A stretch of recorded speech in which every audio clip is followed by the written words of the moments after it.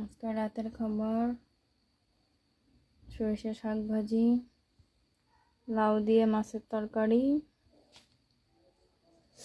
ভাত আর মাছ। খাবেন চলে আসেন, সবার দাওয়াত রইল আমার বাড়িতে।